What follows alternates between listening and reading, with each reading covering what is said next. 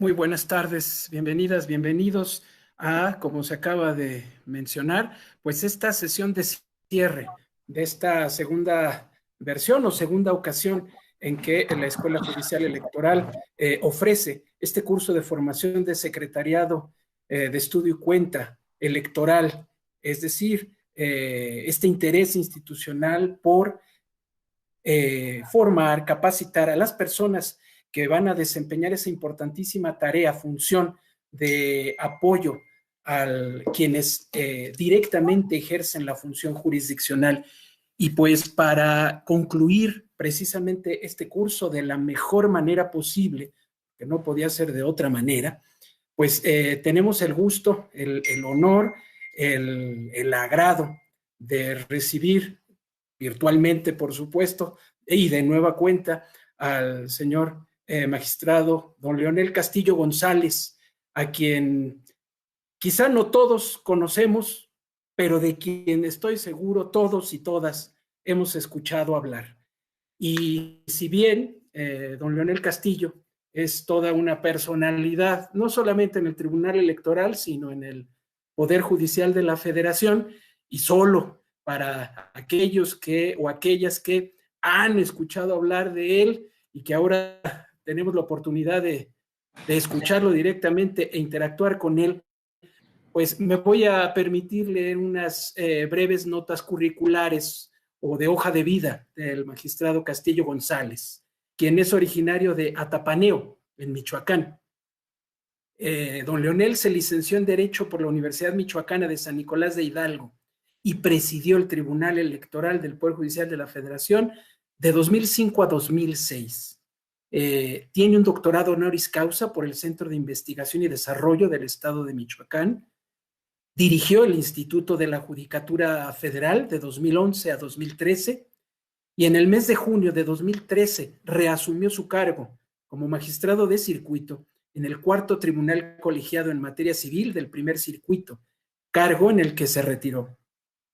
Don Leonel Castillo hizo carrera en el Poder Judicial de la Federación por 46 años, pues inició desde 1971 ocupando diversos cargos, desde actuario y proyectista, secretario de tribunal colegiado, secretario de estudio y cuenta de la sala auxiliar y de la tercera sala, ambas de la Suprema Corte de Justicia de la Nación, juez de distrito en Querétaro y Michoacán, magistrado de circuito en Monterrey, Nuevo León y en el entonces Distrito Federal.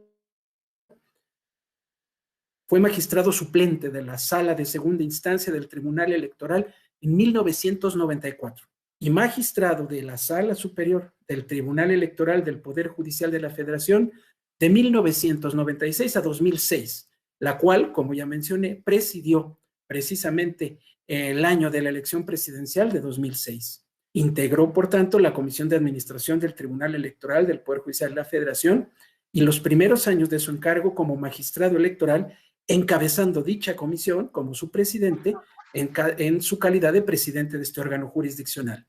Desde agosto de 2019 es magistrado en retiro.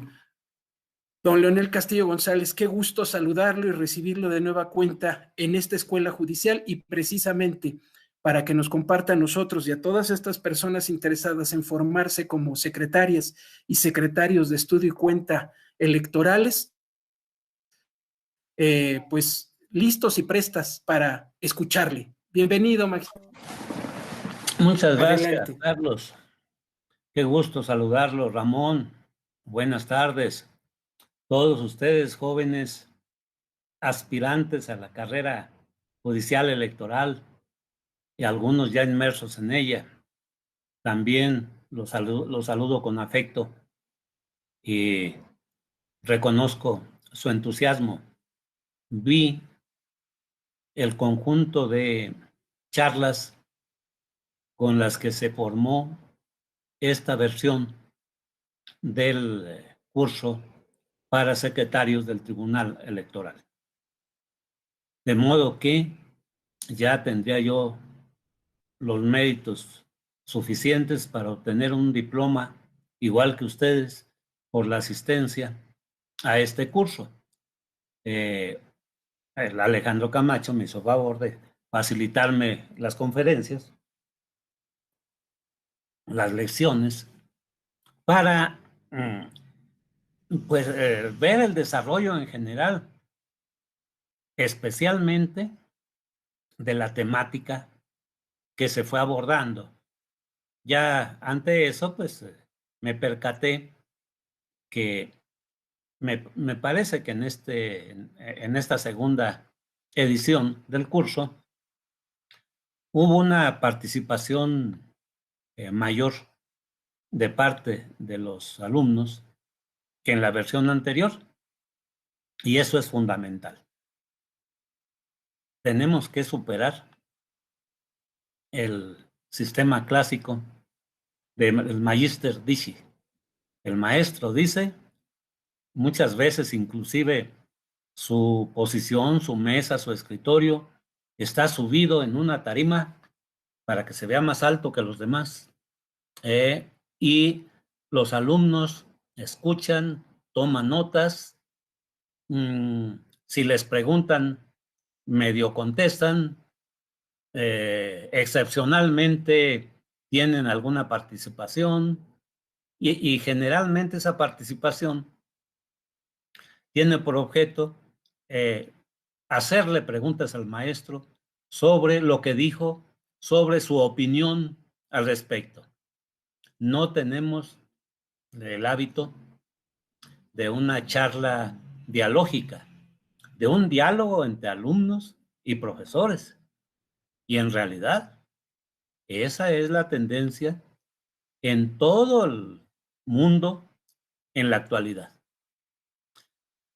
Ya el que antiguamente era el profesor se está volviendo en realidad un moderador de la dialéctica que se da entre los alumnos. Hay muchos lugares ya, sobre todo en estudios de posgrado, en los que de antemano se especifica el tema o los temas que se van a ver en la siguiente clase. Y llegando el momento, el moderador, antes profesor, simplemente le puede preguntar, le puede decir a cualquiera de los que están allí, a ver de qué se trata el tema de hoy.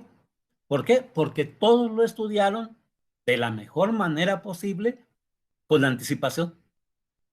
Y hay lugares donde la disciplina es tal, a lo mejor es necesaria, que aquel que no estudió el tema y no sabe decir nada cuando le toca por circunstancias, entonces el profesor le dice, pues haznos favor de desalojar el salón y el tema de la próxima clase va a ser tal para que ahora sí lo estudies, porque la manera en que vamos a aprovechar el contenido de este curso es cuando todos vengamos ya con el estudio correspondiente. Que no vengamos a aprender del profesor y a veces de los que sí participan. Que todos ya traigamos una posición más o menos madura o inclusive un conjunto de cuestionamientos o de posicionamientos respecto de lo que de los que se ha hecho, de lo que se ha dicho. Y se arme el debate, el diálogo, la discusión, lo que sea, en el mismo plano entre el que está enfrente y los que están enfrente de él.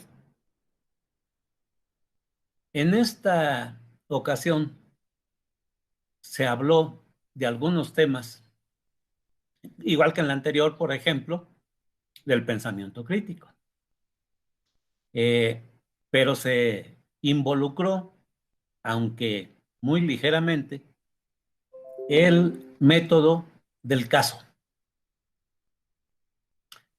Lo aludió a él Sergio Arturo Guerrero, magistrado de Guadalajara.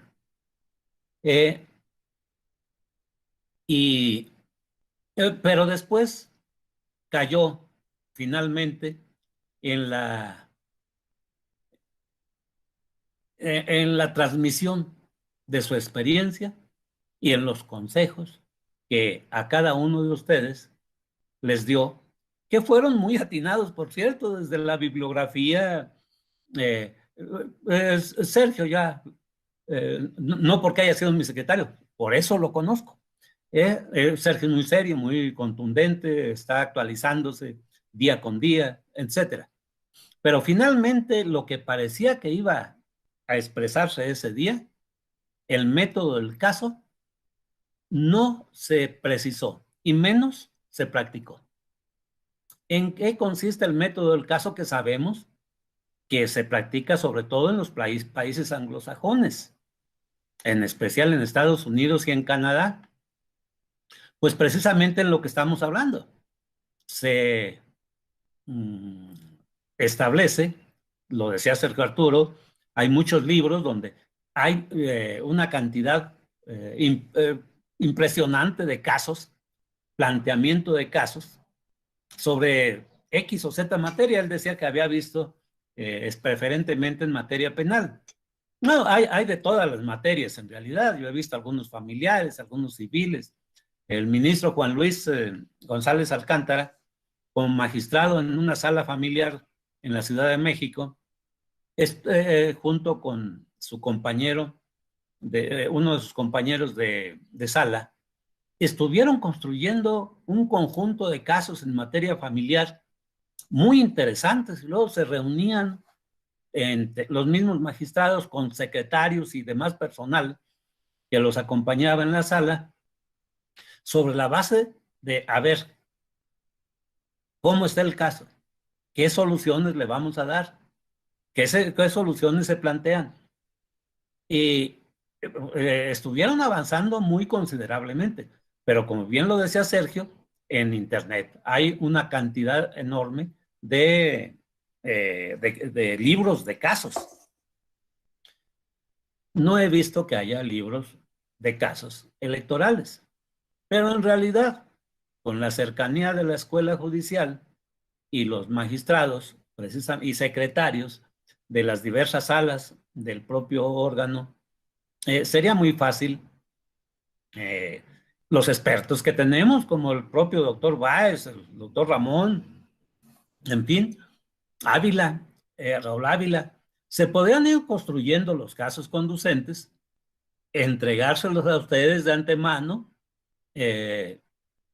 decirles qué materiales podían usar sin perjuicio de la plena libertad de todos para copiarse de cualquier material que fuera útil y llevarlo a la hora de la lección.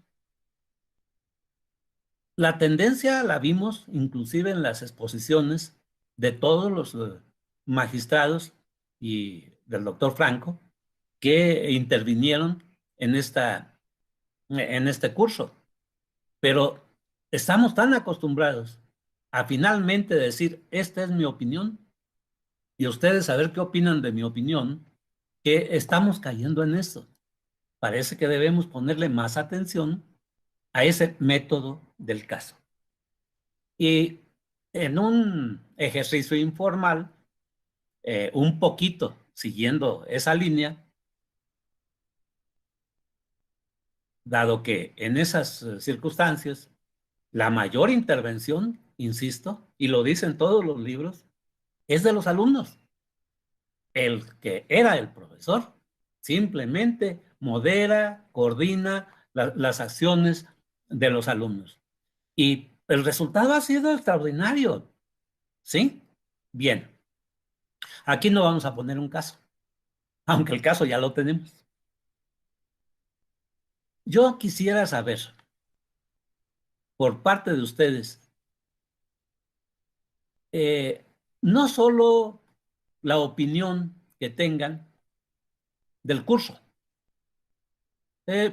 Supongo, los vi en su actitud, en su participación, en su constancia, que están satisfechos del curso. Pero todo, la vida es perfectible. y de una experiencia analizada debidamente, reflexionada, con una interacción con otros compañeros, con otras personas, pueden salir cosas muy interesantes. Es por esto, por lo que en primer lugar me dediqué a escuchar, ver y escuchar todas las lecciones del curso. Así es que en esa línea, en búsqueda de perfeccionarnos, pueden ustedes señalarnos, por ejemplo, qué les hizo falta. Quizás sea lo más importante.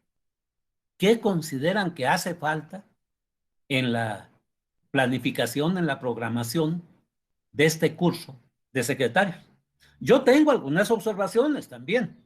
No los voy a dejar morir solos, ¿sí? Pero sí me gustaría que con esa misma espontaneidad con que estuvieron interviniendo en las lecciones del curso y con la experiencia que tienen, con la agilidad mental que les caracteriza, pues pudiéramos ir tomando nota. Seguramente que a la escuela le hará muy bien escuchar este tipo de comentarios y posiblemente puedan evaluarlos en su momento para ir perfeccionando el curso. Acuérdense ustedes, no hay camino, se hace camino al andar. Hagamos camino. ¿Qué les parece? ¿Quién quiere opinar sobre esto? Yo, magistrado. A ver, por favor. Tuvimos unas sesiones que creo que, bueno, no están grabadas porque trabajamos con algunos secretarios de estudio y cuenta de sala superior y ellos nos pidieron darles cuenta de un asunto y también hacer un proyecto de sentencia. Entonces creo que esa fue para mí la mejor parte, porque era la parte donde ya nos podían evaluar ellos, nos daban tips. No fue tal vez la parte más larga porque nos faltó incluso que ellos hiciéramos un ejercicio de dictaminación. Entonces, creo que lo que a mí me gustaría es que esa parte fuera una mayor parte en el curso, porque fue una parte muy buena, también la interacción que tuvimos con los secretarios de estudio y cuenta de sala superior. Bien, empezamos, tomemos nota, por favor, en la escuela. Es sumamente importante lo que acaba de decir. ¿Alguien más? Yo, magistrado. A ver, ¿dónde estás? Que no te veo. Juan Carlos. Ya te vi, Juan Carlos. Bueno, pues la verdad es que todo el curso en general es muy bueno, muchísimo creo yo. Aprendimos bastante de cada uno de los ponentes que nos dieron la oportunidad de compartir los conocimientos con nosotros. Y coincido con Irma en el sentido de que tal vez el taller de redacción de sentencias pudiera ser un poquito más amplio, porque creo que ahí, justo en ese tema de la redacción, bueno, de la práctica ya de las sentencias, de la práctica de redactar las sentencias, debemos tener como más puntualidad, ¿no? Creo yo. Se me ocurre tal vez pensar que a lo mejor dure un poquito más el taller de redacción de sentencias o incluso que en algunas ponencias pues se toque propiamente tal vez un ejemplo de un caso, ¿no? Algo así se me ocurre pensar que pudiera ser. Perfecto, perfecto. Gracias. Por favor, sigo exhortando, invitando a los demás. Pues esto puede ser un material muy valioso para para la dinámica de la escuela.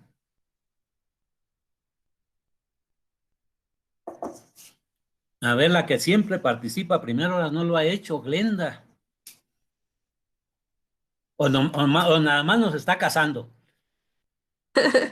Buenas tardes, magistrado. Buenas tardes. Bueno, ya mis compañeros tocaron la parte importante de que hace falta más impulsar la cuestión de taller, la cuestión práctica, y pudiera ser de que también se nos capacite en temas más específicos en materia electoral. Por ejemplo, fue muy general el curso y estuvo bien, pero puede ser temas más específicos, no sé, como las cuando es improcedencias, cuestiones de incompetencia en materia electoral, jurisprudencia, temas más específicos que pudieran dar una mayor capacitación especializada a los a quienes nos formamos como secretarios. Y gracias. No, al contrario, es de las cositas, de algunas cositas que yo traigo por ahí anotadas, precisamente la posible precisión de ciertos temas para, bueno, ya se los explicaré. ¿Alguien más? ¿Nadie más? Sí, señor Javier Tejada, si me permite, Javier Tejada, a sus órdenes. Adelante, Javier. Señor magistrado, a mí me hubiera gustado que en el curso hubiera un poquito más de inducción para conocer las diferentes herramientas que tiene la página del tribunal, para conocer las ventajas del análisis, de la búsqueda y del análisis de las jurisprudencias que están publicadas. Hay muchas herramientas que si uno le pica, va dando cuenta de la funcionalidad que tienen, pero hay muchas otras que desconocemos completamente. Bueno, hablo por mí, en mi caso. No, yo creo que es de todos. Y es bien Vamos interesante cuando uno lo va, pero dígame. Sí, vamos aprendiendo, pero un poco imaginando. Yo recuerdo, en mi época no había esas herramientas tan valiosas. Así es. Pero ya estaba el Semanario Judicial de la Federación. Y había muchas veces, tenía uno que imaginar la voz relacionada con el tema que estaba estudiando. Entonces yo como secretario de Estudio y Cuenta en la Corte. Y buscaba prodigar mi imaginación. Si no era por una voz, era por otra. Y a veces en la que se me hacía más remota, encontraba algo en las publicaciones del semanario, de los apéndices, de las diversas publicaciones que se hicieron. Ahora, para encontrar varios temas, ya no solo de jurisprudencia, en Internet, también a veces busco la voz que parece la más apropiada y le doy vueltas a todas las páginas que va dando el tema ahí de Internet. Y no encuentro nada. Pero pues, empiezo a jugar con la imaginación y a buscar otras voces que, es decir, pienso en lo que pudieron haber pensado otros al hacer el catálogo correspondiente, la clasificación correspondiente, y sí se llega a encontrar. En la Suprema Corte había, en las oficinas del semanario, aparte de las publicaciones normales, una compilación un tanto cuanto doméstica que todos conocimos como las carpetas negras. ¿Por qué? Porque efectivamente estaban compiladas las tesis en unas carpetas negras por voces, ¿sí? Y a veces lo que no se encontraba y le daba uno vueltas, porque en ese tiempo no había que picarle, había que estarle dando vueltas, ojeando cada cosa. En esas carpetas negras yo salvé muchos asuntos, pero le tuve que aplicar muchísimo tiempo. Ahora, ya con los mecanismos electrónicos que existen, ciertamente falta una capacitación adecuada para que lo que ustedes pudieran encontrar en 2 días, a lo mejor lo encuentran en media hora. ¿Por qué? Porque ya dominan esos mecanismos. Imagínense la manera en que se optimiza el tiempo que, pues en materia electoral ciertamente es más exigente en la velocidad, pero en donde quiera se la pasa uno a las carreras. Yo también traigo esa nota en cuanto a la cuestión jurisprudencial. ¿Alguna otra cosa? Muchas gracias. No, de nada. ¿Alguien más? Con confianza. Porque además con esto vamos a contribuir. Sí, por favor. Levantaste la mano. Buenas tardes. Pues no, para quizá lo que podría, de los temas que no sé, alcanzamos a tocar, los que tenemos ya este curso, podría ser un segundo nivel, una segunda parte, que también faltó el tema de dictámenes. Pues creo que también es un tema pues bastante medular, que es a la par del proyecto. Entonces pues es una sugerencia, pues una segunda parte para quienes ya tenemos este primer como bloque de temas, todos importantes, y ya como darle una continuación o un refuerzo a lo que ya vimos. Seguramente que de acuerdo a cómo se vaya rediseñando el curso, si se va a rediseñar, si así lo dispone la escuela judicial, se podrá detectar qué es lo que le faltó, en su caso, a los integrantes del curso anterior, del grupo anterior, y sería muy bueno dar una partida suplementaria, dicen los del presupuesto, para cubrir esos vacíos, esas lagunas que no se dieron porque en el momento no se concibieron. Pero es que la experiencia tiene que ser constructiva. Tenemos que ir caminando constantemente, tenemos que perfeccionar lo que hicimos hoy, mañana debe ser mejor, y lo que hagamos mañana, pues el año que viene debe ser mucho mejor, pero todo a base de este diálogo franco, abierto, como lo estamos haciendo. Así es que debe tomarse nota también para su evaluación en su momento. ¿Alguien más? Gracias, magistrado. Mi compañero Rodrigo Hernández me parece que tenía la mano levantada, magistrado. Buenas tardes, magistrados. Buenas tardes a todos. Híjole, Sí. A mí me gustaría más que, me gustaría también que los ponentes con toda la experiencia que tienen nos ayudaran un poquito más a comprender. Hay algunas demandas que son muy enredosas en sus agravios, o sea, la verdad es de que es súper complicado poder ver qué es, con certeza de qué es lo que se está doliendo. Entonces, algunos tips sobre esos temas, cómo podemos abordar ese tipo de demandas que son muy problemáticas, ¿no? Que encontrar el hilo es muy complicado. Sí, cómo no. Lo anoto. ¿Sería cuánto, magistrado? Muchas gracias. Muchas gracias, al contrario. Seguimos. ¿Qué les parece? ¿Alguien más?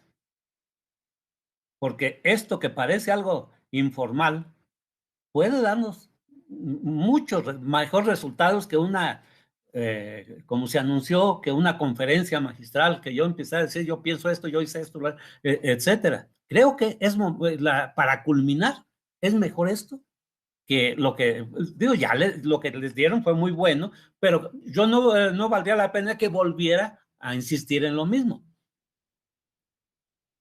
salvo en las variedades a las que me voy a referir. Buenas tardes, magistrado. Buenas tardes. A mí me parecería interesante que se agregara un módulo, sobre todo en esta modalidad del curso, en el cual se nos diera como una introducción a metodología de análisis de asuntos. Me explico, por ejemplo, test de proporcionalidad, test de igualdad, ejercicios de ponderación prácticos. Me parecería muy útil y que es algo que en esta modalidad podría caber muy bien. ¿No entraría en argumentación? Sí, pienso que es una parte de la argumentación, pero me gustaría tener como un taller específico respecto a metodología. Claro. No la pura expresión verbal del sabio, sino la interacción para poderlo llevar a cabo. Y metodología importante. ¿No tenemos alguna otra participación? Anímense.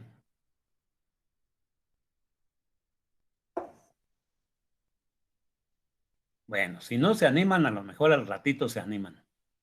Miren ustedes lo que yo tengo anotado. Pues está aquí nada menos.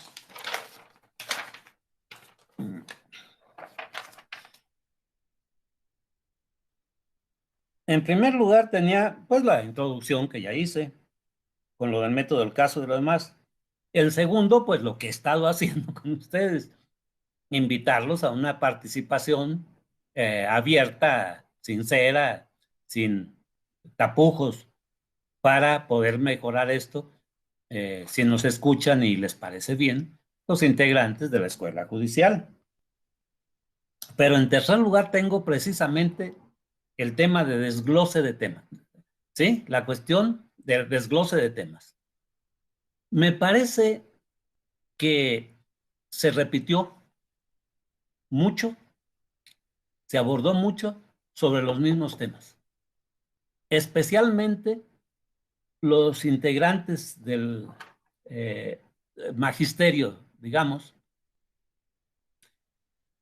buscaron irse a lo más importante que en su experiencia y en sus conocimientos vieron, como es el dictado de una sentencia. La forma desde qué hacer cuando tenemos frente a nosotros un expediente. Yo, por cierto, el primer expediente que tuve frente a mi escritorio, lo tuve con gran satisfacción, porque antes de que llegara la secretaria del magistrado con la que ingresé, llegó el pagador y me pagó una quincena, de manera que ya cuando llegó la secretaria con el expediente, pues yo estaba muy motivado, ya tenía mi dinero de la quincena en la bolsa, ¿no? No a todos les va a pasar esto, pero sí, inicialmente dicen, bueno, ¿por dónde empiezo? ¿Por dónde empiezo? Muchos dieron su experiencia, su punto de vista, quienes dijeron que veían primero un informe de las autoridades responsables, quienes primero podían ver las pruebas, en fin. También pues se destacó lo más elemental, ¿no? Yo lo primero que me acostumbré a ver es si la demanda estaba firmada, ¿sí? Algún compañero, cuando era yo magistrado del circuito en Monterrey, me platicó de otro compañero que había sido su secretario. Dice, pues cuando llegué en Saltillo, no en Torreón, cuando llegué como juez, él era secretario y le llamé y le dije, mire, tenemos que hacer esto y esto y esto con las demandas, hay que hacer, y entre otras cosas le dije, y pues hay que ver que esté firmada. Dice, y volteó a verme así con cierta prepotencia, ay, ¿cómo no voy a saber eso? Y a los 2-3 días que le pasa un proyecto de acuerdo cuya demanda no estaba firmada. La rutina de hacer las cosas le hizo pasar eso, ¿sí? Hizo que se le pasara por completo. De manera que, y es que allí, ¿qué es lo que falta? Si no está la firma, ¿qué falta? ¿O es un requisito de tener un garabato ahí ya? No, tiene que ver con algo más, que también creo que debía desglosarse dentro del temario, que es un presupuesto procesal. Los presupuestos procesales me parece que se envolvieron un poco con requisitos de admisibilidad, con requisitos para dictar sentencia de fondo, como es la legitimación del interés. En cambio, pues hay bastante desarrollo sobre los presupuestos procesales. Y los presupuestos procesales normalmente atañen, y alguien lo dijo en el curso, por allí creo que inclusive de ustedes, alumnos, a sujetos, objeto y causa. Los presupuestos procesales van con esto. ¿Qué se necesita? Que haya un sujeto que ponga en actividad al órgano jurisdiccional, que ponga en actividad al Estado a través de su acción. Si hay un escrito del que nadie pueda responder, por más que tenga ahí un nombre escrito, entonces faltaría el primer presupuesto procesal, el actor y el ejercicio de la acción. De manera pues que si analizamos, vi muchas dudas en ustedes en eso, ¿qué analizamos primero? ¿Por qué y para qué? Desde el primer contacto con un escrito, con una demanda, vamos a tener en mente necesariamente, llamémosle como le llamemos, pero más vale que le llamemos con propiedad, vamos a tener en mente los presupuestos procesales. ¿Cuáles son los presupuestos procesales? Pues la capacidad, la personalidad, la personería, la jurisdicción, la competencia, la propia cosa juzgada, etcétera. Hay estudios muy claros al respecto.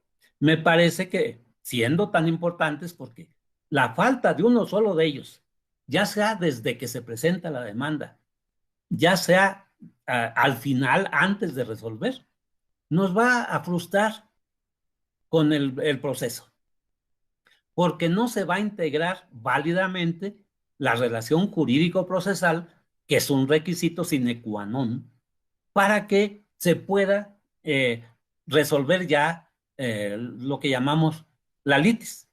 Si no se integra la relación jurídico-procesal, no es válido el fallo que ahí se dicte. Entonces hay que darle seguimiento desde el principio, desde que leemos la demanda. A ver, por ejemplo, la personería, ¿sí? Es decir, la representación de quien aparece como promovente. Pues desde ese momento tiene que acompañarse el escrito correspondiente. Ya las leyes nos dicen a veces, generalmente dan la facilidad de que si no se satisface, todavía se dé oportunidad al promovente, al que se dice promovente, al que presentó el escrito, de subsanar esa situación. Y el Código Federal de Procedimientos Civiles es rotundo en ese sentido, por fortuna, aunque muchos jueces de distrito pues eran un poco más rudos, eran, como se dice, en la lucha de los rudos, no de los técnicos, y entonces querían desechar la demanda, porque no, ya no es tiempo de la personería. Pues cómo no, lo que importa es que quien está activando sea realmente la persona que se hace responsable de aquello y de sus consecuencias.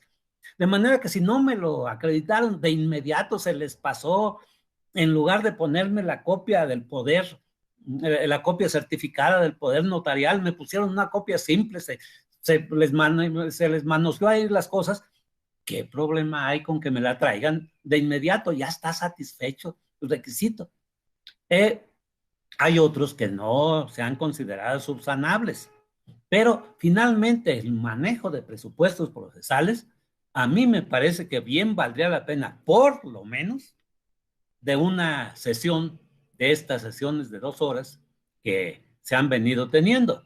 Me parece que aquí nadie nos lleva a la carrera, ni siquiera los costos del curso, de modo que 2 horas más, 2 horas menos, respecto del programa que se tiene, no va a venir en demérito de nadie, y sí, en cambio, va a aclarar muchas cosas que vale la pena. Entonces, presupuestos procesales. El segundo el método del caso. Yo insisto, no se trata de que el secretario de Estudio y Cuenta, que está activo y vivo y vigente en la proyección de proyectos, válgame la expresión, les esté diciendo, a ver, vamos a hacer una sentencia. ¿Por qué no, en general, en el desarrollo de esto, se van planteando casos y los vamos a resolver todos juntos, previa discusión, previo estudio?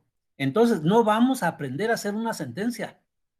Vamos a aprender a hacer las sentencias que sean necesarias, a desarrollar los procesos, por más que en la vida se nos hayan presentado. Yo les decía mucho eso a mis secretarios. Lo que no es la materia que se nos presente enfrente la que importa, sino el método para abordarla, la manera de estudiar, la forma de ir a ciertas fuentes, etcétera. Y con esto les decía, pues el día que nos toque ver, y casi nos llega a tocar, ver un asunto donde la materia electoral tenga que ver con el derecho espacial, no vamos a tener problemas. ¿Sí? Bien. Entonces, yo insisto en que se necesita más aplicado el método del caso, ese método norteamericano, ese método sajón, porque es el que nos está evitando que estudiemos una doctrina que al rato se nos olvida, o que resulta inútil o que resulta inaplicable. No, sí vamos a estudiar la doctrina, pero vamos a estudiar la doctrina de acuerdo con cada caso, la que sea adecuada, la que sea propia. Por ejemplo, por aquí se dijo mucho de no citar doctrina. Bueno, depende. Muchas veces encontramos que nos citaban una doctrina, por decir, portuguesa, en temas de derecho civil, que hay varios donde nuestros códigos tomaron del código portugués las instituciones, en las cuales sí vale la pena estudiar a los autores portugueses, porque al final de cuentas, la fuente de la disposición del enunciado que tenemos nosotros proviene de allá, de manera lo que se estudió allá nos puede servir para acá, pero otras veces, viniendo, por ejemplo, del derecho francés, nos citaban un derecho español en donde no había nada que ver, donde no había esa correlación. También tenemos que aprender a saber cuándo una doctrina nos puede ser útil y cuándo no. Pero esto, al mismo tiempo de ver el caso, eso se ve con el caso. No se ve para aprendérnosla de memoria o para saber cuán sabios eran los que escribieron aquellos tratados de 30 y tantos volúmenes como el de Laurent en derecho civil, sino que los vamos a ver su utilidad, vamos a ver la consideración que debemos tener y en qué nos sirve y en qué no nos sirve. O sea, vamos a aprender con él, pero con esta modalidad del método del caso, no se nos va a olvidar. Ya no se nos va a olvidar.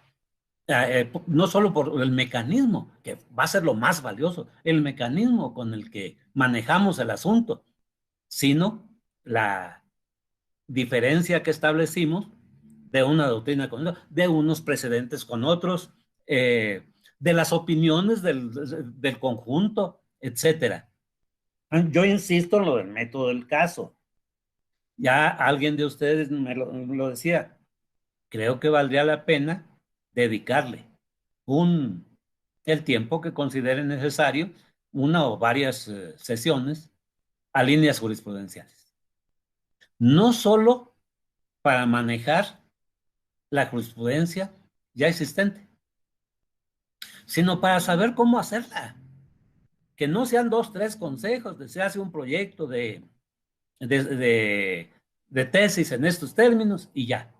No, que también lo llevemos a la praxis y de algunos fallos que tengamos por ahí, podamos extraer dónde está el punto o los puntos en donde se va convirtiendo en base para una jurisprudencia, en el caso de la jurisprudencia por reiteración, o donde va a salir la jurisprudencia en el caso de jurisprudencia con base en un solo precedente. No es tan fácil. Yo siempre les dije, en aquel tiempo como secretario en la Corte y antes en el colegiado, como material del trabajo, nos daban unos talonarios, por así decirlo, del tamaño de media carta, donde se iban desprendiendo las hojas. Muchas veces llegué a usar y debieron de tener fácilmente unas 100 páginas, yo creo, de media carta. Pues al escribir a mano para tratar de presentar el proyecto, un proyecto de tesis, trataba yo de esmerarme, como creo que todo el mundo se trata de esmerar, se debe tratar de esmerar, trataba de esmerarme en hacerlo lo mejor, la más clara, con las menos palabras posibles, en fin, que no le faltara nada. Pues llegué a pasarme días noches haciendo ensayos, escribiendo a mano. En aquel tiempo no teníamos las computadoras para que pues le vuelvo a quitar, le vuelvo a poner y lo que ya estaba sigue vigente. No, muchas veces tenía que reempezar la redacción a mano en cada una de esas hojitas. Llegué a usar 1 o 2 folletos o talonarios de estos para que finalmente sintiera yo que me había quedado adecuado el proyecto de tesis que estaba presentando. Tiene sus secretos, tiene muchos detalles. Esto lo llegué a manejar con varios de los que les dieron clase en este curso. Y pues como a todos les costó su dificultad ir aprendiendo. De modo que una sesión o algunas teórico-prácticas de líneas jurisprudenciales sería muy buena. Diego López Medina ha trabajado mucho últimamente ese tema de las líneas jurisprudenciales, lo ha dado inclusive en el Tribunal Electoral. Ahorita con este medio de transmisión de conocimientos y de retroalimentación, aquel Diego López Medina que está allá en Colombia podía fácilmente dedicarnos una sesión de 1 o 2 horas desde su escritorio, allá desde su oficina en la universidad colombiana donde está, sin ninguna dificultad. Hace poco dio una conferencia, por cierto, interesante sobre jurisprudencia, entre otras cosas, creo, invitado por la Suprema Corte en línea de videoconferencia. De modo que, pues también ahí podríamos retroalimentarnos de esta manera, fortalecernos con algunas otras intervenciones que no creo que tampoco representen un costo que no se pueda sortear, que no se pueda aplicar en el curso, en aras de llevar esto finalmente a una especialidad o hasta una maestría, pero a medida que vaya madurando, no de un curso nada más, sino que reúna los requisitos necesarios de acuerdo con la Secretaría de Educación Pública, con las exigencias universitarias, etcétera, en cuanto a horario, a temario, a los participantes en la docencia, etcétera, como para otorgar por parte de la Escuela Judicial, con el REBOE correspondiente, que me parece que ya lo tienen, una constancia de especialidad, una constancia de maestría. ¿Sí? Hay algo que no se tocó y no recuerdo si alguna vez, o a lo mejor no puse atención en ese momento. Lamentablemente la atención no se puede mantener al 100% ante una exposición. Muchas veces se dispersan un poquito, empieza a pensar en cosas ajenas al momento. Entonces, no sé si se me pasó, pero nunca se trató de la reposición de autos. ¿Qué pasa si de repente viene bueno, en el Consejo de la Judicatura les pasó, se les descompuso una tubería de repente y estaba chorreando por todos lados como si fuera baños públicos? Ahí se pudo haber dañado, destruido un expediente. O más todavía, con mayor magnitud, en 1985 se cayeron 2 edificios del Poder Judicial Federal donde estaban juzgados de distrito y tribunales unitarios y colegiados de circuito de radicados en esta ciudad. Y hubo necesidad de reponer los autos porque se quemaron o quedaron entre las ruinas, no se pudieron rescatar en absoluto. ¿Y qué pasaba? La ley de amparo no tenía un capítulo sobre reposición de autos. No corría la urgencia que suele correr acá, que puede ser de horas.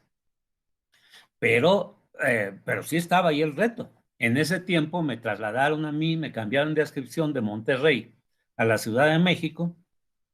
Yo me sentía muy orondo porque me trajeron a formar un nuevo tribunal, un tribunal que no había perdido ningún expediente porque no había tenido ningún expediente. Durante el sismo, no existía el tribunal, el cuarto tribunal, existían 3 en materia civil, pero no existía el cuarto. Entonces yo dije, pues yo voy a empezar con las demandas que me vayan presentando y se acabó. No, creo que continuo, que el Consejo entonces determinó, o la Corte, perdón, determinó que todos interviniéramos, los 4, en la reposición de autos, independientemente del tribunal que los hubiera tenido con antelación. Y entonces, al integrar el tribunal, me designan presidente y empiezan a llegarme solicitudes de reposición de autos. ¿Qué hice con ellas?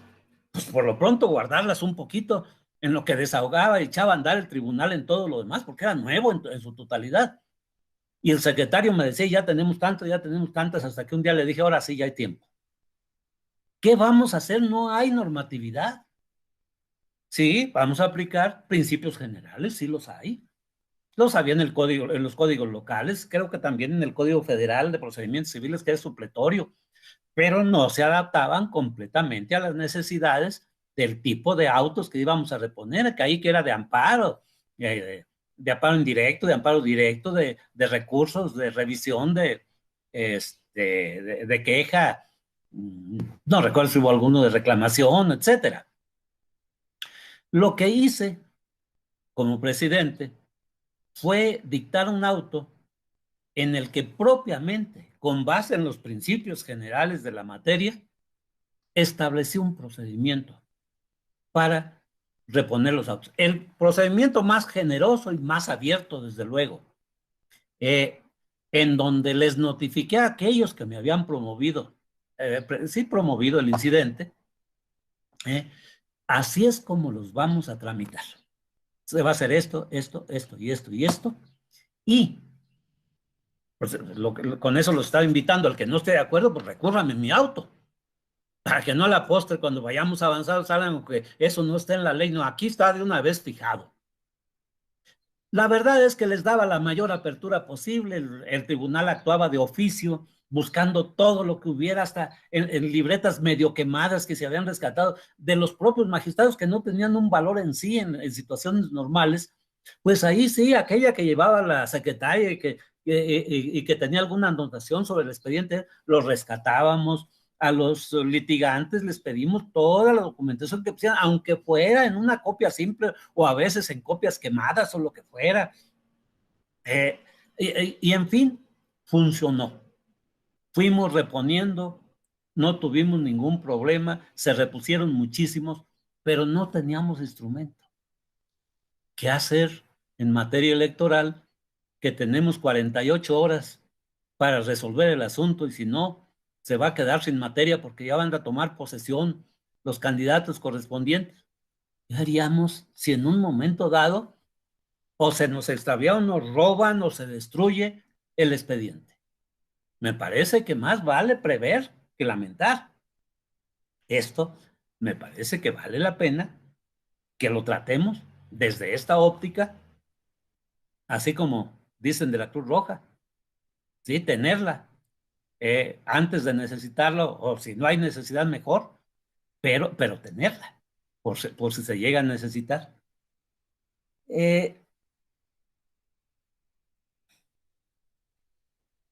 Se estuvo tocando tangencialmente por los diversos profesores algunas alusiones al juicio laboral electoral.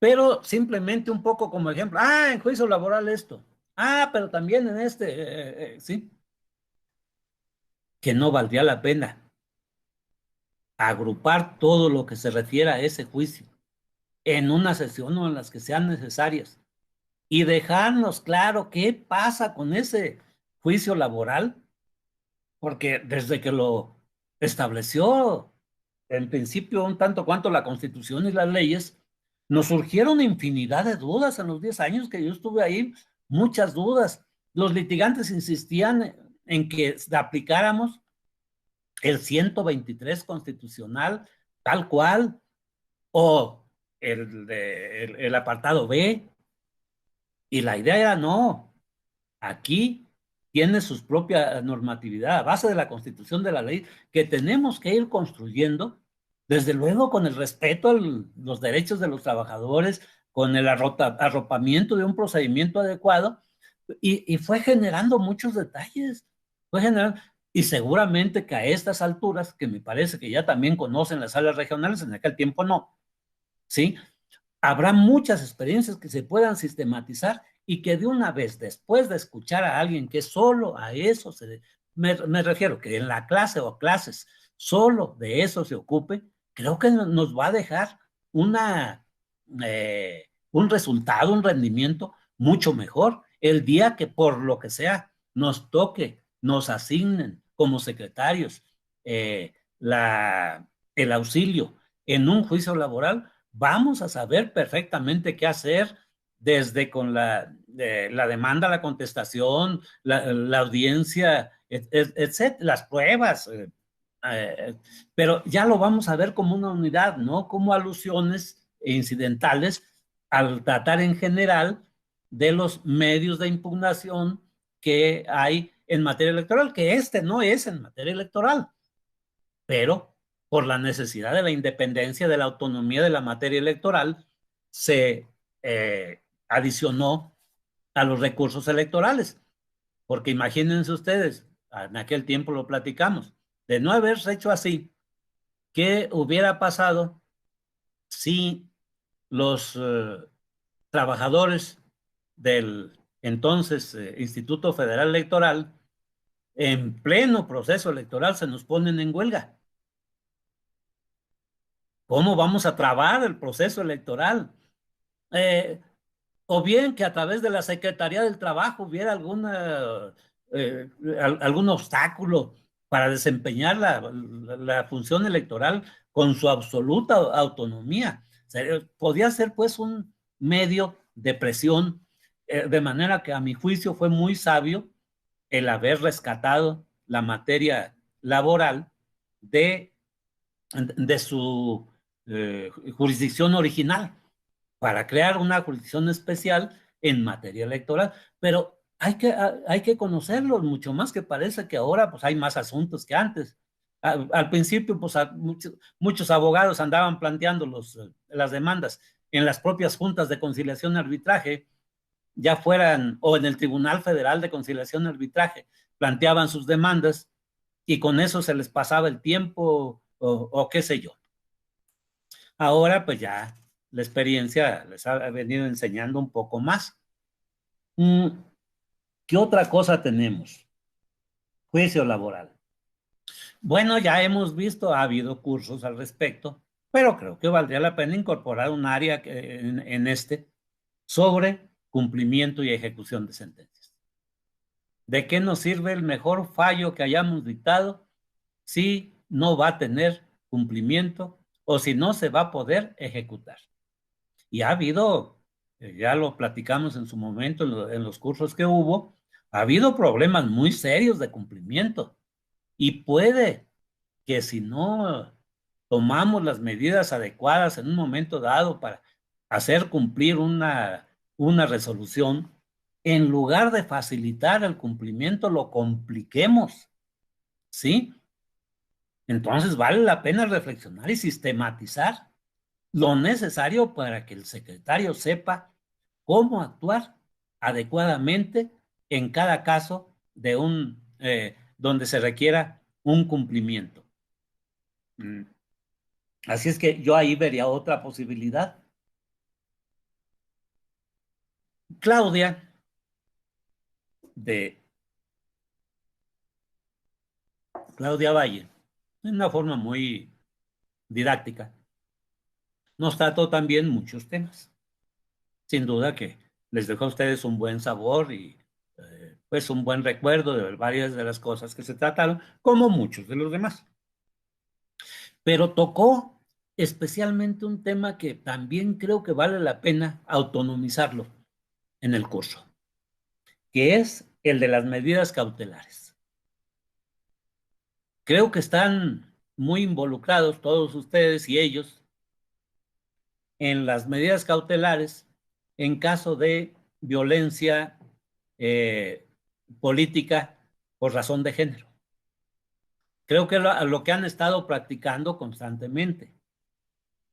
Pero no es la única materia, no es el único tema en el que podrían llegar a fincarse medidas cautelares. Las medidas cautelares son algo inherente al derecho a la justicia, al derecho al proceso. ¿Para qué sirve? Hay una doctrina vasta al respecto.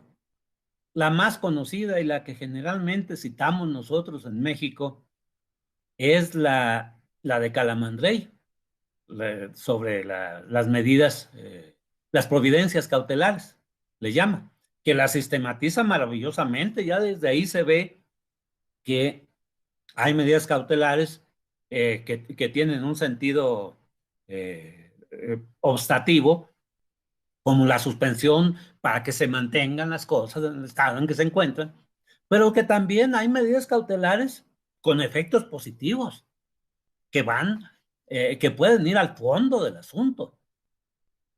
¿Qué es lo que se busca con las medidas cautelares?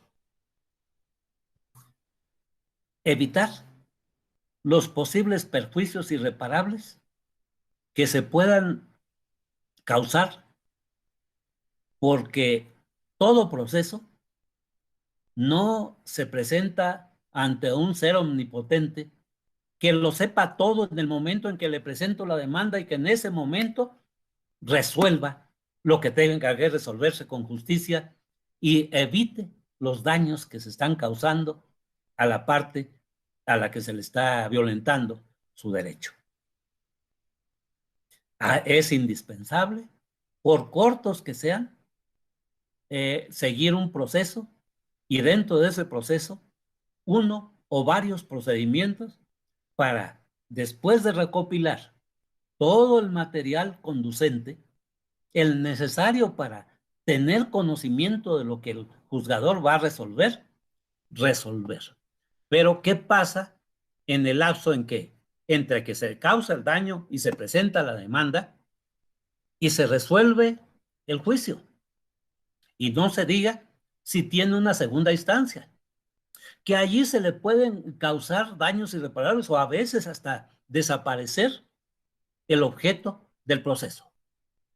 Ya la sentencia que posteriormente se dicte ya no va a poderle respetar en su totalidad el derecho al justiciable. Para eso se crearon las medidas cautelares, para que con algunos elementos suficientes de credibilidad, digamos, de idoneidad, se tomen medidas desde el momento mismo de la presentación de la demanda, desde el inicio. Se eviten esos daños, se garantice en su caso el posible cumplimiento y ejecución de la sentencia que posteriormente se dicte. El proceso cautelar, porque es un proceso, es un proceso transicional que está destinado a surtir efectos solamente en el lapso que transcurre entre el momento en que se emite la medida y el momento en que se dicta la sentencia definitiva, la que ya no va a tener recursos, la que ya no van a modificar. Y de ahí en adelante, la que va a surtir los efectos que venía surtiendo la medida cautelar, la providencia cautelar, va a ser la sentencia de fondo. Y esa sí va a ser definitiva. En cambio, las medidas cautelares, por ejemplo, son flexibles. si sobre la marcha cambian las cosas, o para empeorar, o para demostrar que no había necesidad del extremo de las medidas que se tomaron, se pueden modificar, porque esa es su naturaleza. Ya la sentencia definitiva, pues ahí va a estar. Oí por ahí, y al parecer así lo están haciendo, no sé, que se decía que las medidas cautelares pueden prolongar sus efectos hasta después de concluido el juicio al que correspondan. Me parece que no, con todo respeto y con toda sinceridad, porque se desnaturalía, bueno, perdería su naturaleza la medida cautelar. Ya no estaría subordinada a que, en definitiva, se resolviera el fondo del asunto en el cual se dictaron. Pero lo más importante, tienen muchos detalles, tienen muchas aristas, todo lo que se refiere a medidas cautelares. Se sigue escribiendo sobre ello constantemente porque salen muchas cosas. Valdría la pena que tuvieran ustedes una idea completa y sistemática de las medidas cautelares y que no se concretaran a la medida cautelar cuando existe violencia política por motivo de género. Hay otros, necesariamente hay otros lugares donde se pueden emitir. Sabemos que la ley dice que no hay la suspensión, pero la suspensión del acto reclamado no es la única medida cautelar, es una de tantas que se pueden emitir. ¿Sí? Entonces, creo que valdría la pena también separar, que alguien no se distrajera diciendo es que tengo que hablar de esto y de esto y de esto y de esto y de esto en mi sesión o en mis 2 sesiones. Voy a hablar exclusivamente de medidas cautelares y a eso nos vamos a concretar los alumnos y yo. Me parece que sería importante.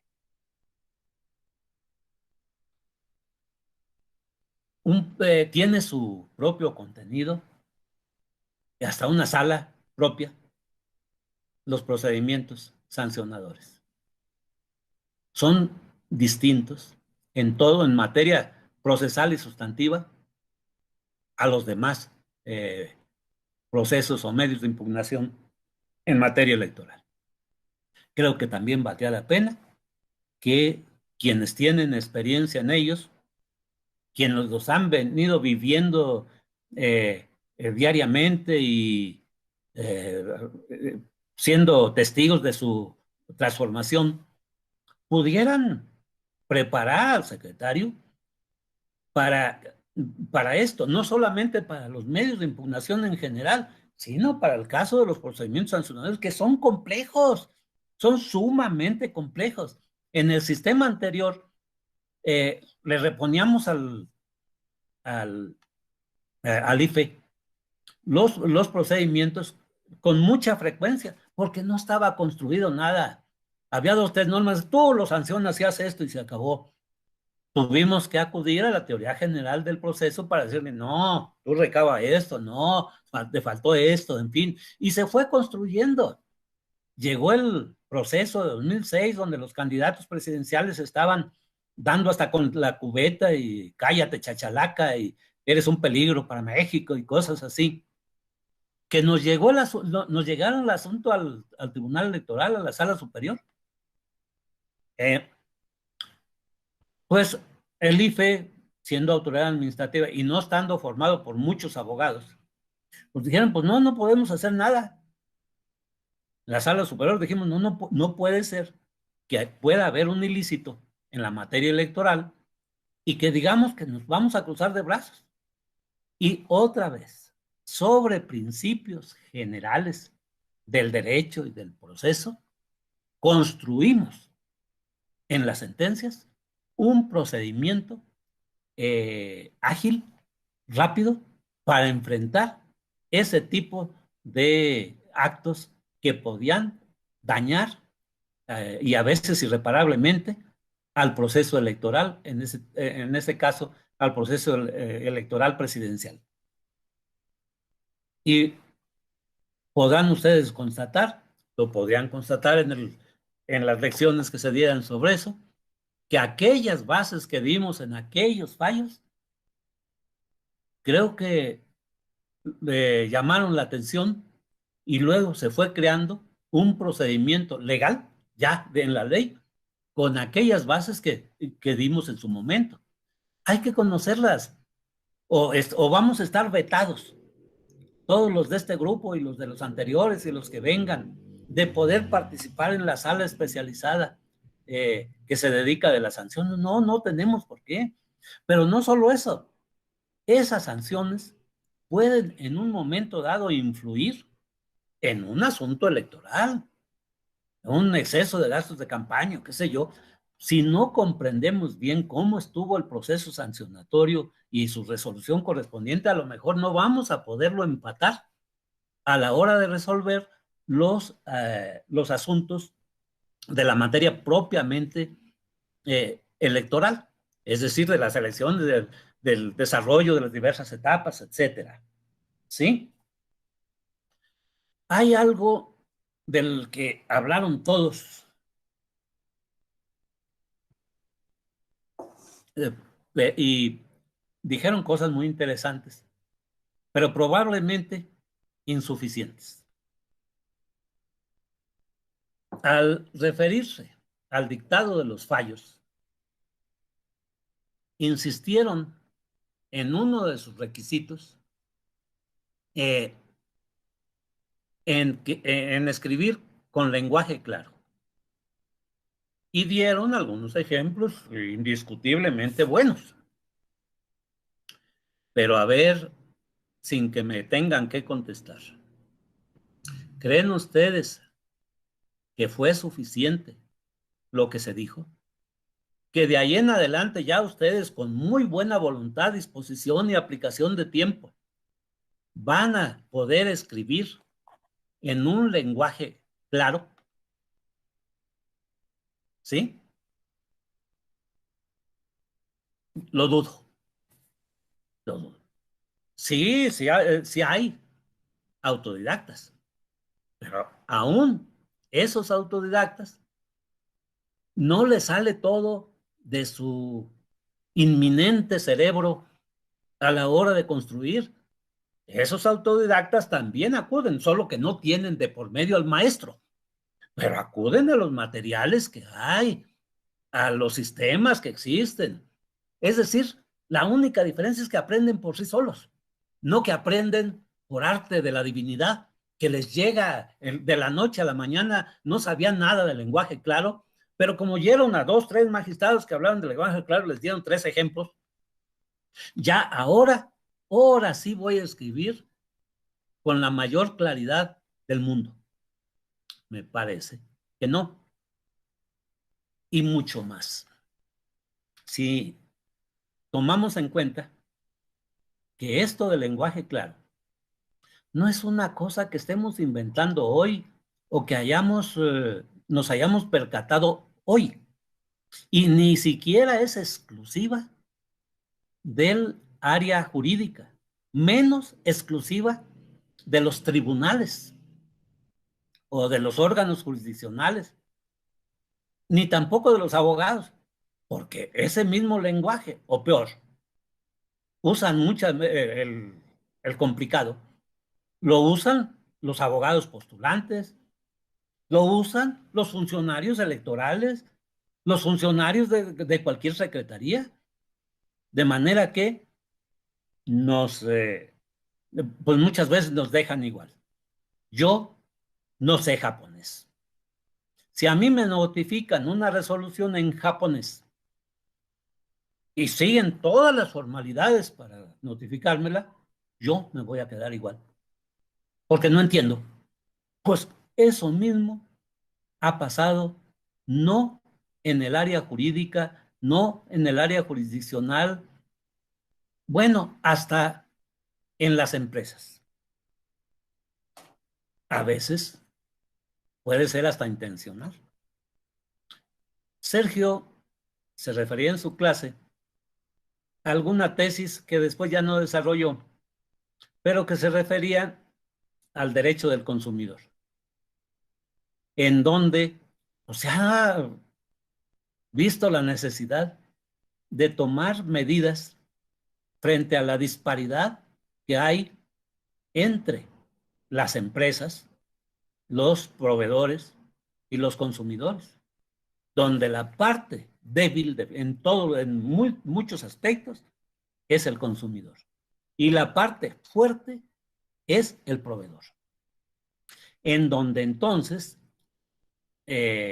con un grupo de abogados expertos y que interactúan, elaboran contratos que no admiten ni siquiera su discusión.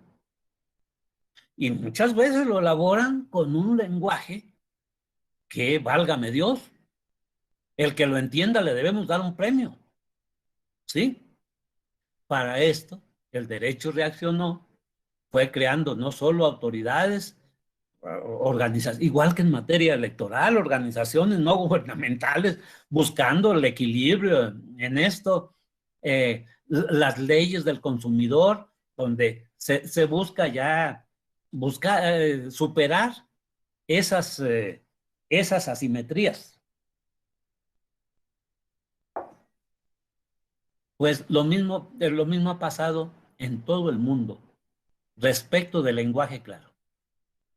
En todo el mundo, ya desde los 80s por lo menos, no deja de haber por ahí algunos pues aves, golondrinas que no hacen verano, que ya se anticiparon a eso. Pero especialmente a partir de los 80s del siglo XX, claro,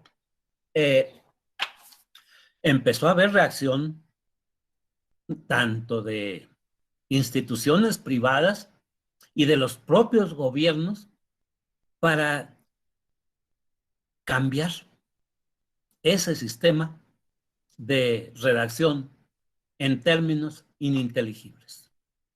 De manera que se fueron generando movimientos hacia un lenguaje claro, y así se llama donde quiera, aunque se traduzcan o con otros idiomas, en eso cae. Un lenguaje claro en las comunicaciones gubernamentales. Para otros órganos inclusive, o para los ciudadanos. Los poderes judiciales, a veces un poco tarde, pero están reaccionando en todo el mundo, y no se quedan en simples recomendaciones. Vamos a hacer las sentencias con el lenguaje más claro, más comprensible, etcétera. No, están creando cursos, seminarios, congresos, acuerdos generales, leyes inclusive, que están induciendo a la creación de un lenguaje claro. Aquí en nuestro país,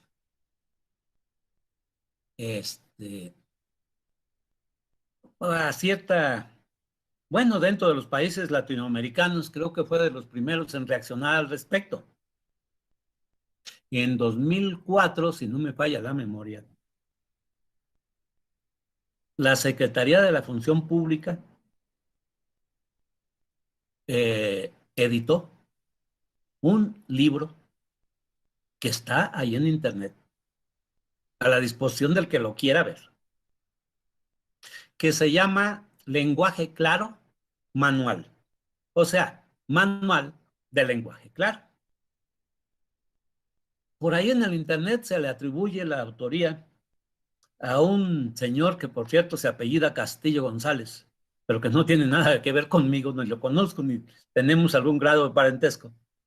Sí, pero los derechos, según se dice en el libro, los derechos reservados los tiene la Secretaría de la Función Pública, pero lo tiene abierto para el que lo quiera consultar, para el que lo quiera inclusive imprimir. Y la verdad es, con todo respeto, está muy bien hecho este manual de lenguaje claro. Hay, desde luego, cosas que no se explica uno, porque 2004 pues estaba como presidente Vicente Fox. Él fue el que impulsó, por así decirlo, el cabeza de todo el poder, un movimiento de lenguaje claro. Pero el que menos claro tenía su lenguaje era él.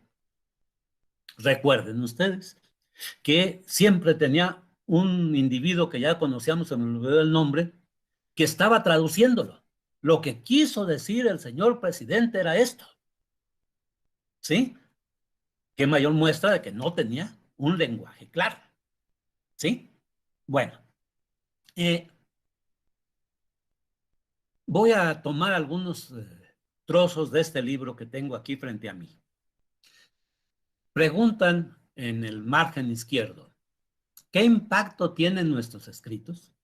Y estos son los nuestros y los del alcalde y casi los del velador, etcétera.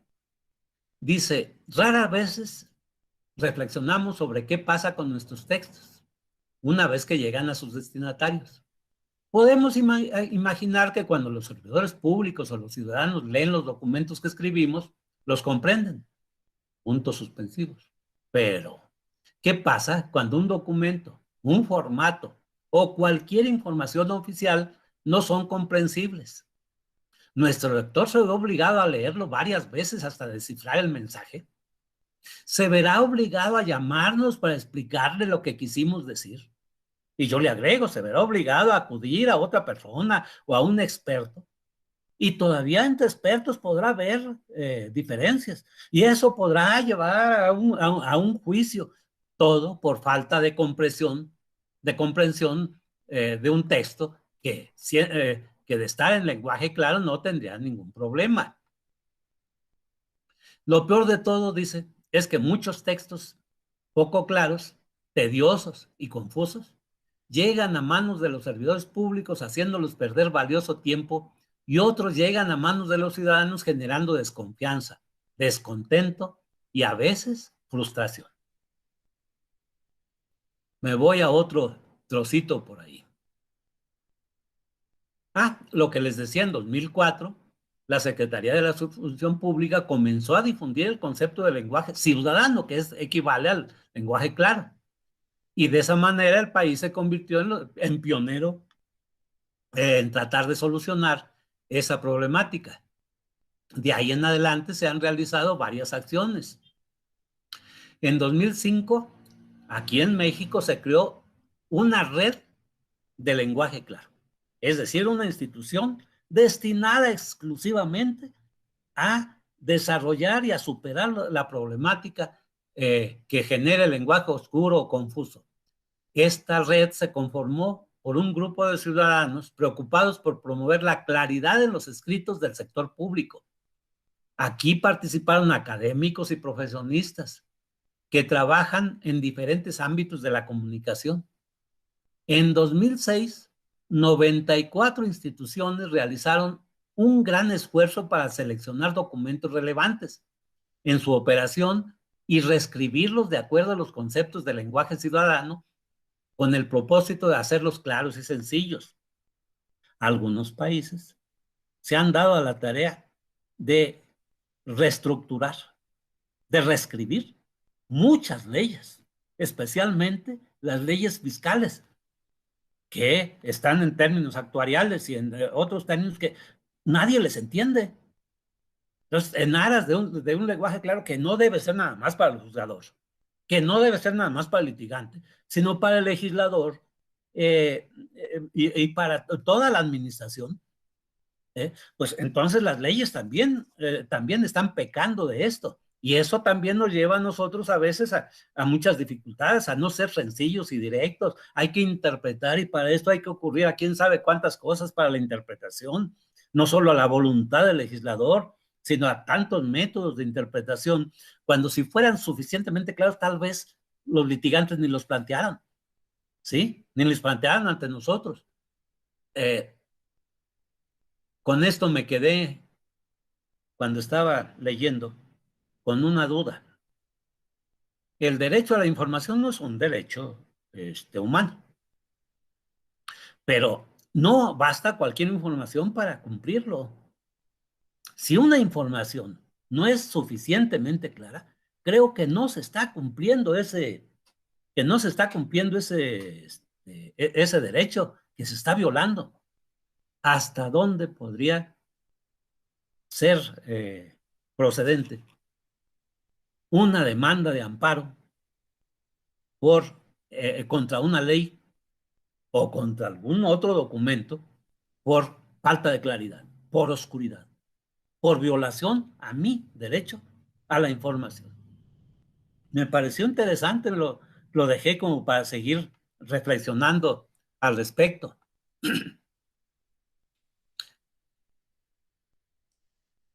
Algunos otros, fíjense, en la Argentina también se ha emprendido un ambicioso proyecto para transformar la estructura y los textos de los documentos normativos, desde allí. No, el legislador ya hizo su tarea y se acabó, no.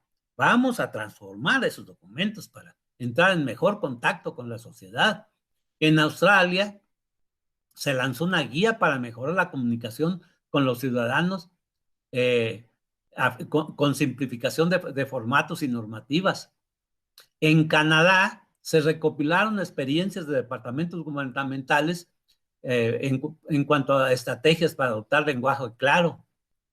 En Chile, la presidencia del Senado comenzó a impulsar el uso del lenguaje ciudadano para contribuir a la transferencia y eficacia de las leyes. En España, el Ministerio de Administraciones Públicas promovió el uso del lenguaje llano entre las agencias gubernamentales para construir identidad, superando las barreras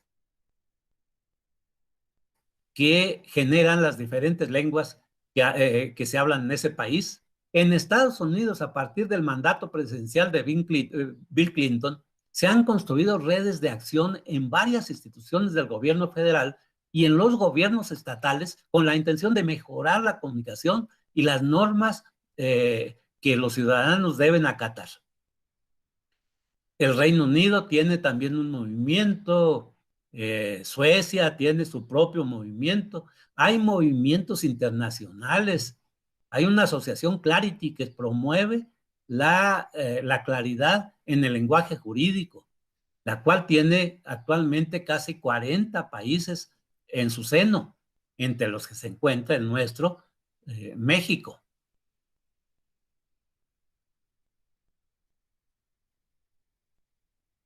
Fíjense ustedes que gente de mucha valía y de mucho reconocimiento, y creo que de todos los tiempos, han insistido en eso.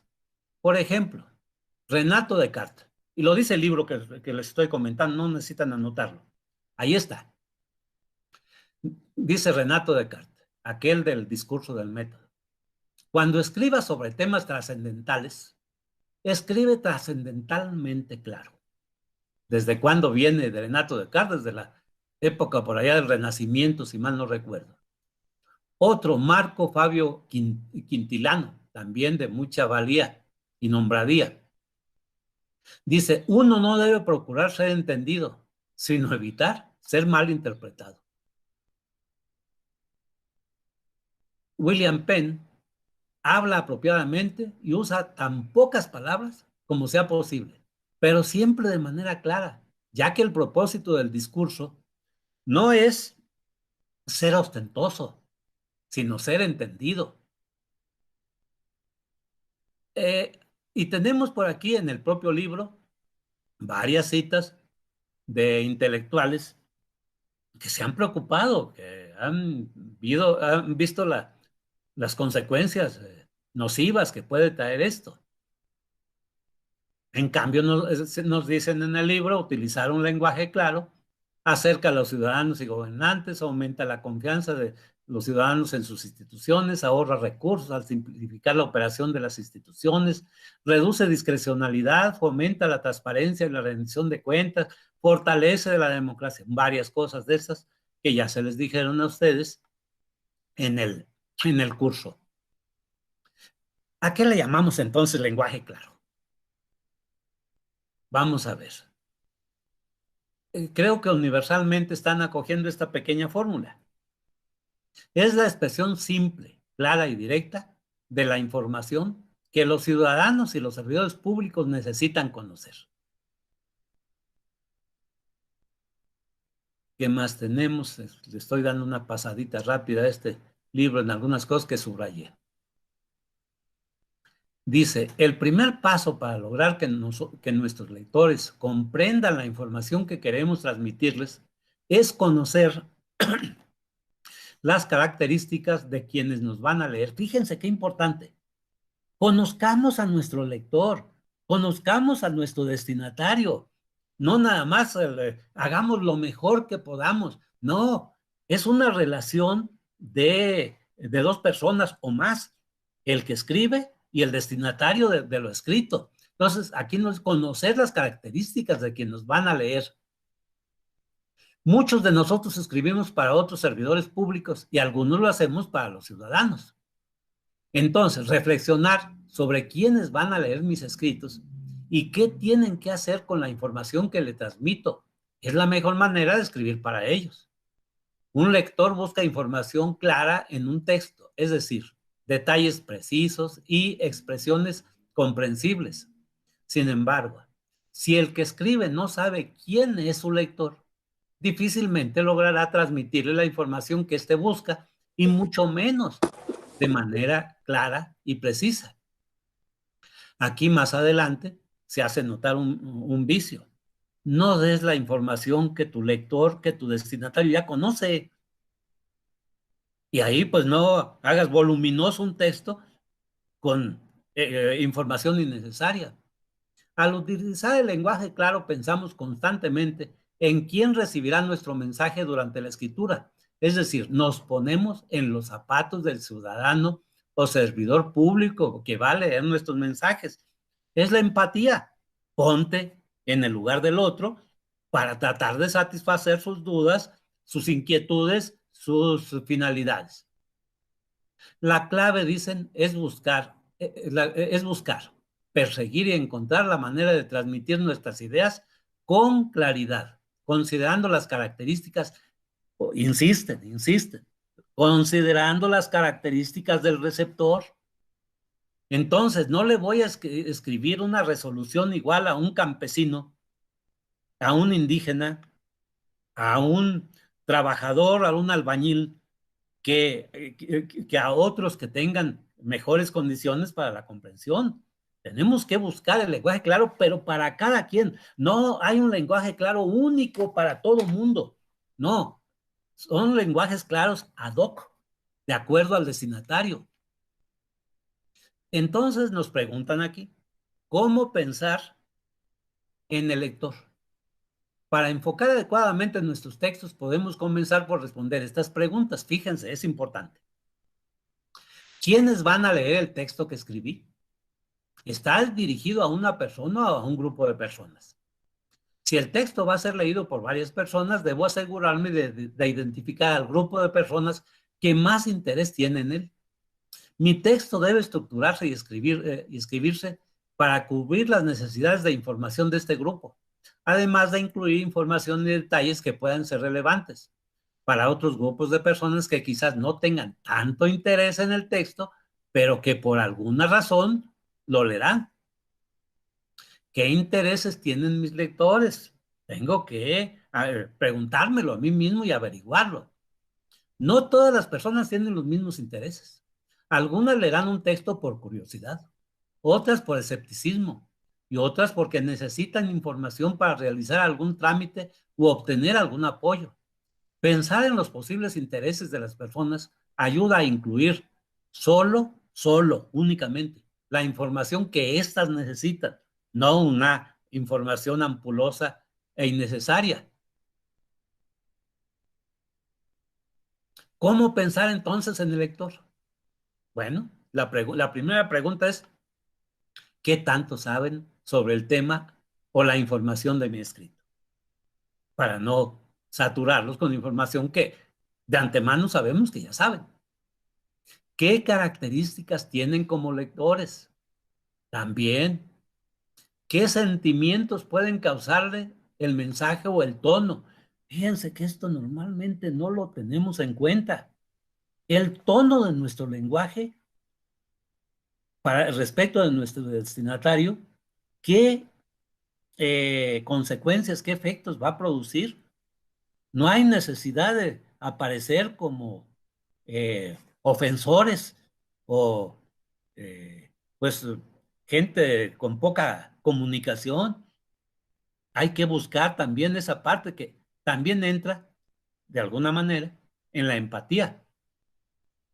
Al responder estas preguntas, se puede acercar, nos dicen en el libro, las personas, el escritor, se puede acercar a los requerimientos del lenguaje claro.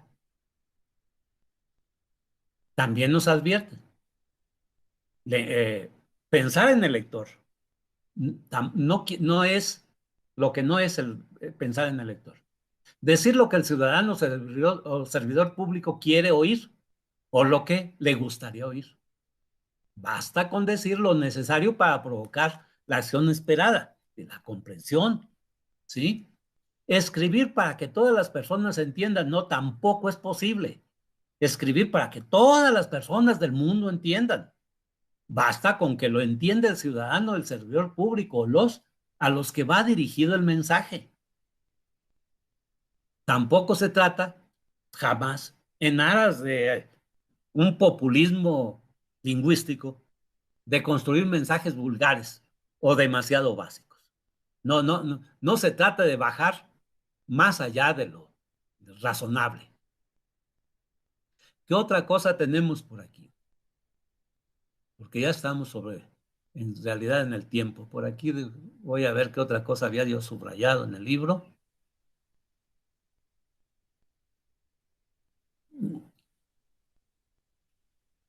Nos da los métodos por ahí, el método, porque también insiste.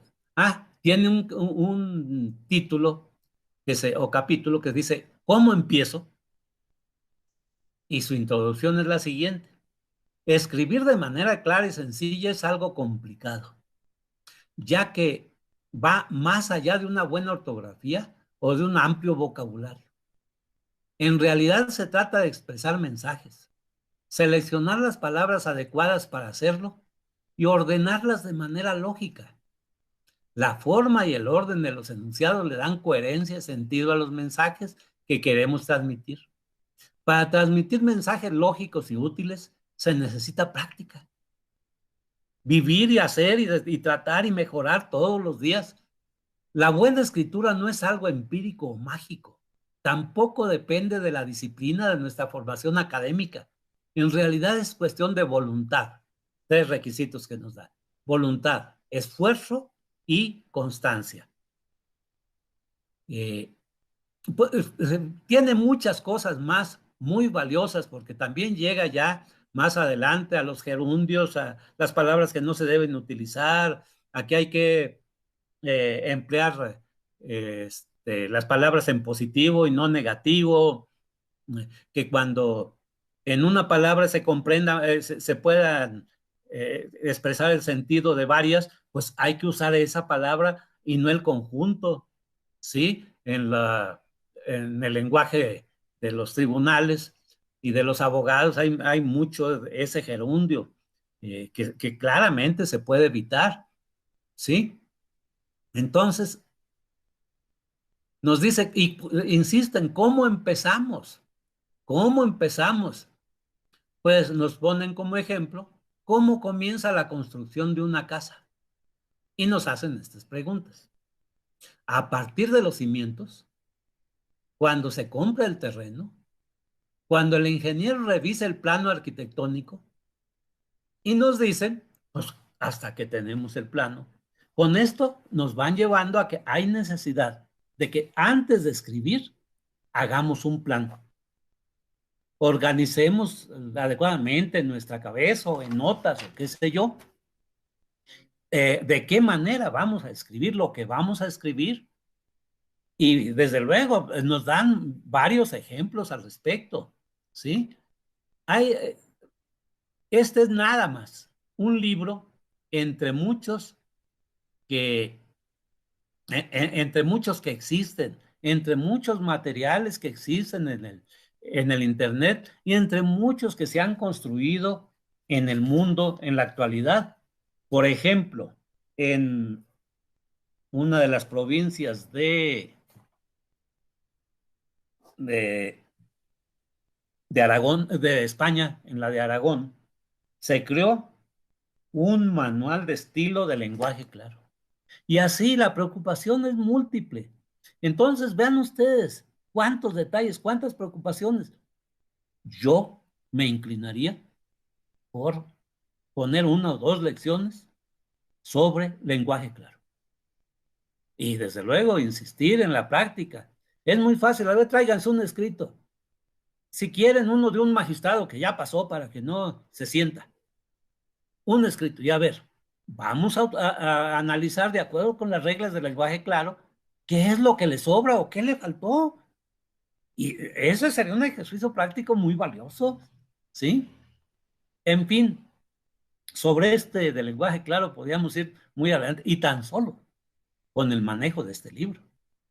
La Cumbre Iberoamericana, formada por todos los presidentes de los tribunales y supremas cortes de justicia y de los consejos de la judicatura, que se reúne periódicamente, también se ocupó de este renglón mediante una comisión presidida por los juzgadores de Chile y de España, y terminaron con 16 recomendaciones para el lenguaje claro.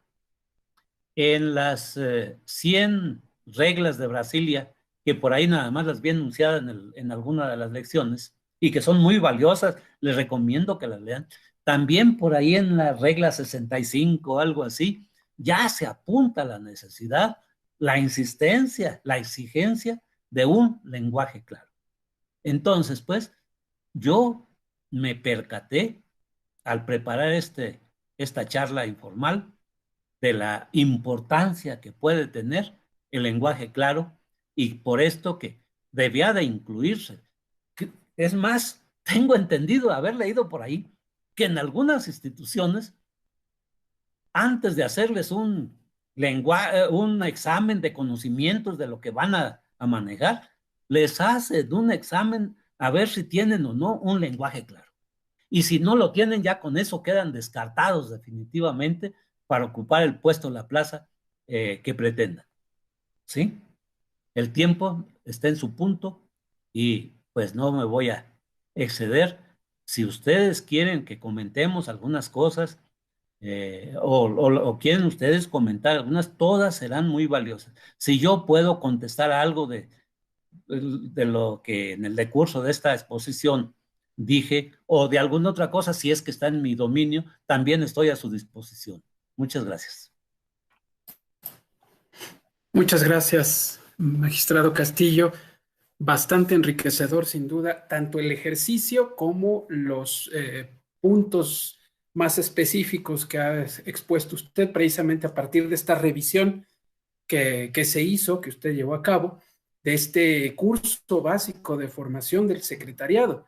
Y si no hubiese algún otro comentario de mis compañeras, de mis compañeros, me atrevería yo a comentar que precisamente a partir de esta segunda ya experiencia que en la Escuela Judicial hemos tenido en la organización de este tipo de cursos de formación del secretariado, pues próximamente estamos por emitir o lanzar la convocatoria para el curso que le sigue a este, y muchos de los temas o varios de los temas que abordaron tanto mis compañeras como mis compañeros y temas que usted mismo ha puesto en la palestra, magistrado, pues serán materia de exposiciones ya muy específicas, muy concretas, y que, como usted bien indica, pues tiene por objeto ir formando, digamos, o construyendo de manera modular un curso más largo, de más largo alcance o de más largo aliento, que pueda desembocar posteriormente en alguna formalidad a las que usted hizo referencia.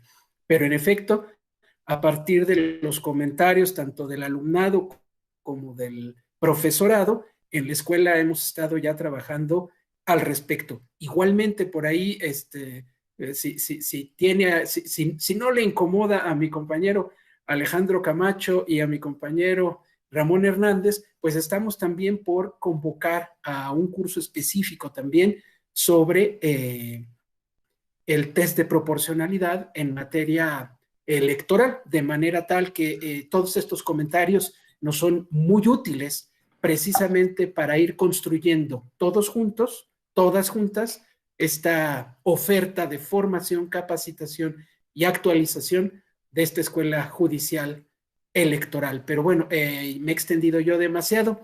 El micrófono está libre, abierto a la participación de mis compañeras, mis compañeros. Escucho.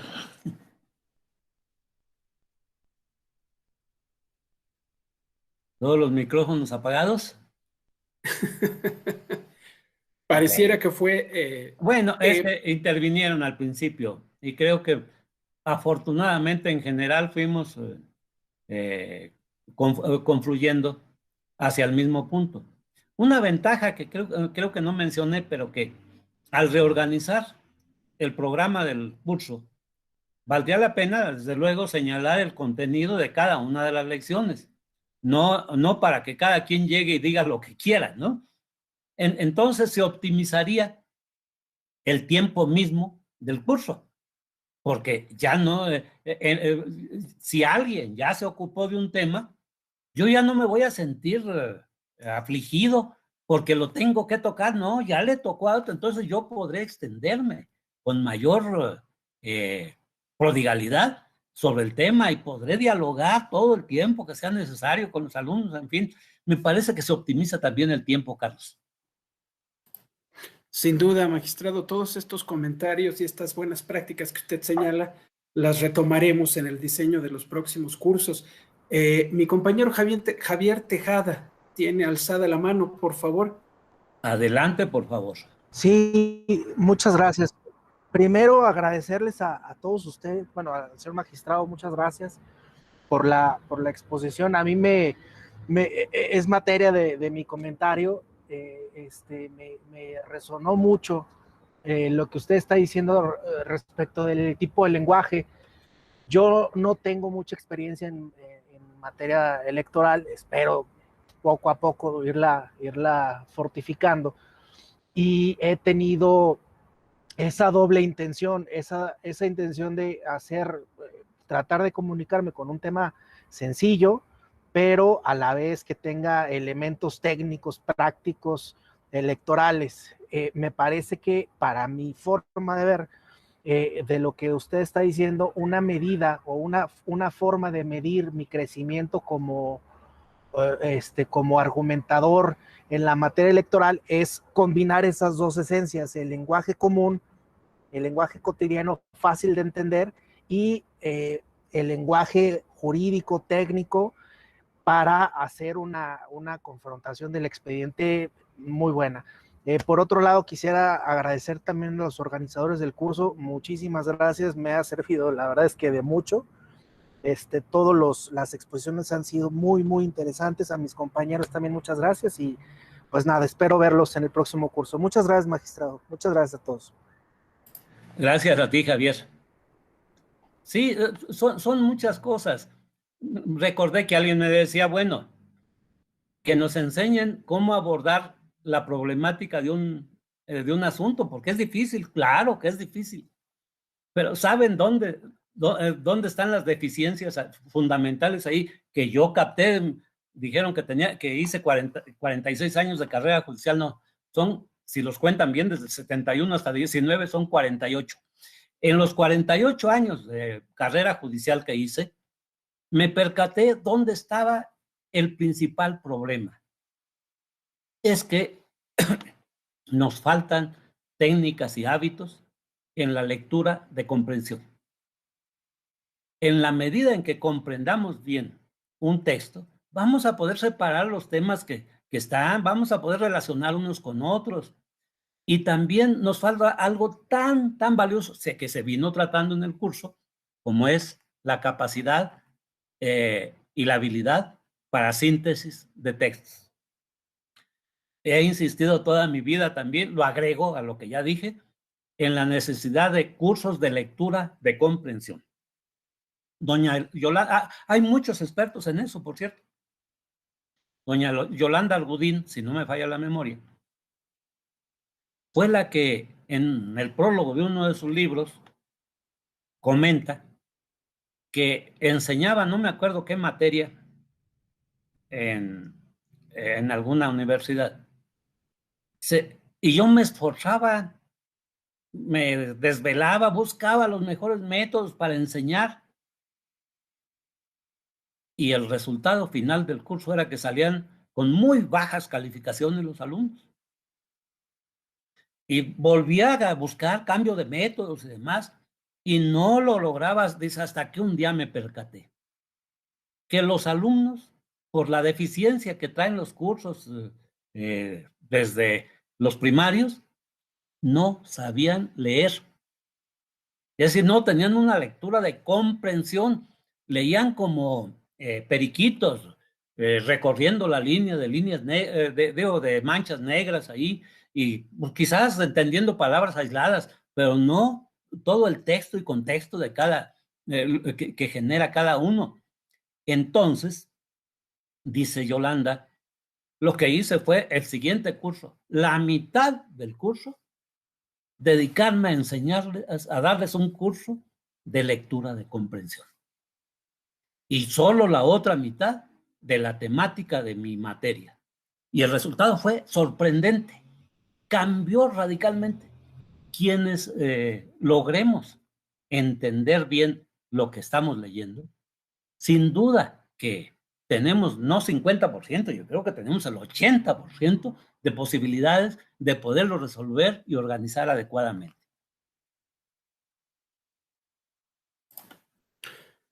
Muchísimas gracias, magistrado. No sé si hubiese alguna otra intervención, participación de mis compañeras, de mis compañeros. Parece que no. Pues siendo así, no me resta sino, en primer lugar, agradecerle, magistrado Castillo González, de nuevo su interés y su pasión por colaborar en estas actividades de la Escuela Judicial. Sin duda, lo que podemos rescatar de todo lo que nos comenta a partir de su propia experiencia es mucho y muy valioso. Por otro lado, también agradezco a mis compañeros, a mis compañeras de este Tribunal Electoral por permitirnos precisamente desde la Escuela Judicial contribuir a esta labor de formación de cada uno de ustedes con el objeto precisamente de que cada día de mejor manera ese servicio público de impartición de justicia que brinda el Tribunal Electoral, entre todos, entre todas, contribuyamos a fortalecerlo y a elevarlo, a mejorarlo siempre. Para esta escuela judicial, esta es una de las misiones más relevantes, más trascendentes, y por eso también, por la oportunidad que nos dan para colaborar y contribuir en su buen desempeño, en los diferentes roles que les toca desempeñar en este tribunal, les agradecemos mucho. Muchas gracias, magistrado. Muchas gracias, compañeras, compañeros.